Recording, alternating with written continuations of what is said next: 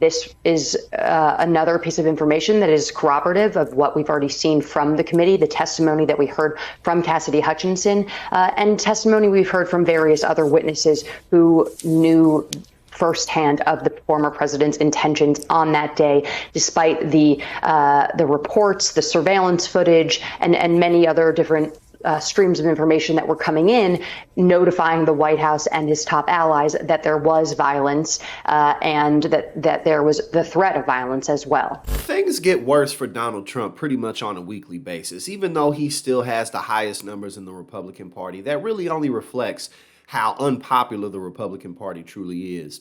But if you ask me, the Republican Party might as well go ahead and start really getting Ron DeSantis ready. Because with everything swirling around Donald Trump the way that it is, evidence piling up that shows that Donald Trump and his whole White House staff knew exactly what was happening January 6th. I mean, you gotta think these are some of the people who have access to the highest level information, the highest level security in the world. So it's absolutely absurd to believe that, they just somehow didn't see things coming. No, we have it on documents that Donald Trump knew what type of people were at the insurrection, and he wanted to go there because those were people there for him.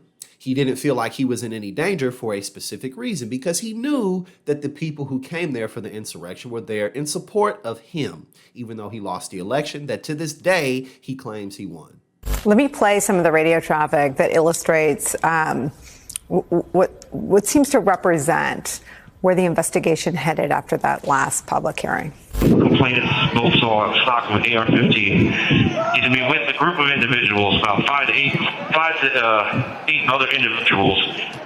Two of the individuals in that group at the base of the tree near the porta potties were wearing green fatigues, green olive drab style fatigues, about 5'8", 5'9", skinny white males, brown cowboy boots. They had Glock-style pistols in their waistband. Whether it be the lawsuits that's piling up for the January 6th insurrection or, up in New York, them hitting him with a $250 million lawsuit trying to ban him and his family from practicing business in the state of New York. Not only that, but now he's actually going to have to answer questions under oath next week for the case of E. Jean Carroll, the writer who claimed that he raped her in the 90s. And of course, he's been doubling down and not making things any better for himself whatsoever.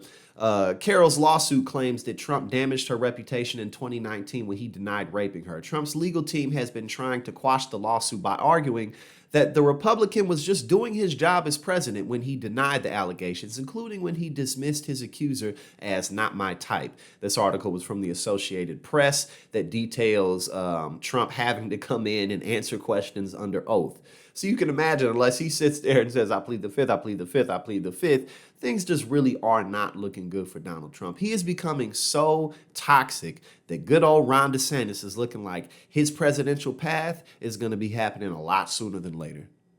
This is going to point out that these guys were just not being very honest, including in their closed door deposition when they often were responding to detailed questions that Cassidy Hutchinson was able to answer, but they were responding that they couldn't recall.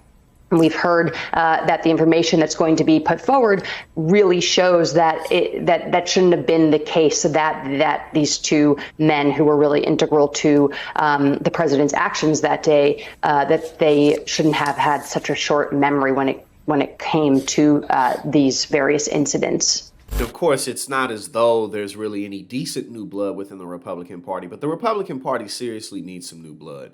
Because Donald Trump is, like I said, too toxic to win a general election against pretty much anybody, especially when you have the Republican Party shooting themselves in the foot. We talk about the reversal of Roe v. Wade, Lindsey Graham putting the 15-week abortion ban on the floor, despite the fact that the Roe reversal is extremely unpopular.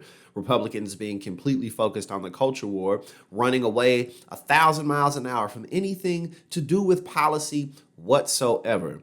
On top of the fact that Donald Trump just simply can't deliver anything other than, I won the 2020 election. Everybody's treating me so unfairly. All these million lawsuits against me, it's all a witch hunt. None of it has any merit whatsoever. That's just simply not going to do, especially when, even though we absolutely would have wanted to see Joe Biden go further on a lot of things, Joe Biden has delivered tangible policy results. He's forgiven the student loan debt of millions of people, lowered the interest rate that people have to pay on it who do have remaining debt. He's pardoned thousands of people with marijuana convictions. You know what I mean? Like, he signed the CHIPS Act, which the Republicans voted against. He signed an infrastructure bill. It was small, but it was way more than the Republicans would have done. So you have that going against Donald Trump or pretty much any other Republican in 2024 or 2022. You know, it's just not looking that great. The red wave isn't happening. And unless the Republican Party finds some new blood, they're just not going to do as well as they think they will.